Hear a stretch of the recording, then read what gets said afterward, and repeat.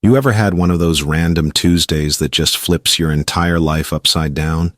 Mine was October 12th, 2021. I walked into a coffee shop with $32 in my bank account, walked out with an idea that turned into $1 million business. But let me tell you what really happened that day. I was 26, working a dead-end job at a warehouse. Night shift, $14 an hour, living paycheck to paycheck. My apartment was this tiny studio above a Chinese restaurant. You could smell every meal they cooked.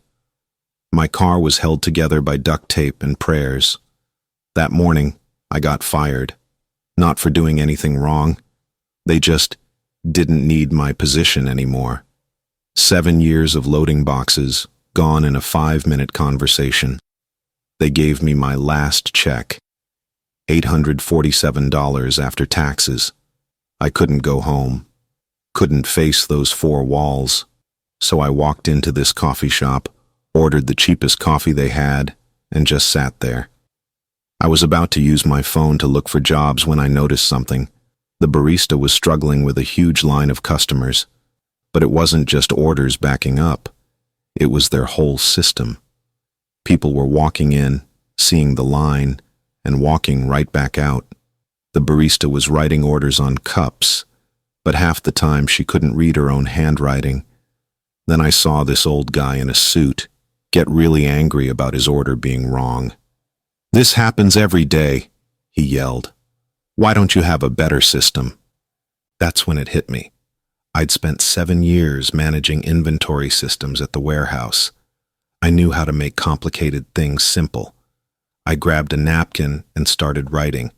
2 hours later, I had a basic plan for a coffee shop management app. Here's the crazy part. That angry guy in the suit, he was still there, working on his laptop. I don't know what made me do it, but I walked over. "Sir," I said, "I think I can fix your coffee problem." Turns out, he owned not just this coffee shop, but 5 others across the city, and they all had the same problems. He looked at my napkin drawings for 10 minutes straight. Then he said something I'll never forget. "Kid, can you build this?" I lied. I said yes. I'd never built an app in my life, but I knew I could figure it out. He gave me his card. "Come to my office tomorrow. If you're serious, I'll give you a shot." I spent that whole night on YouTube, learning about app development.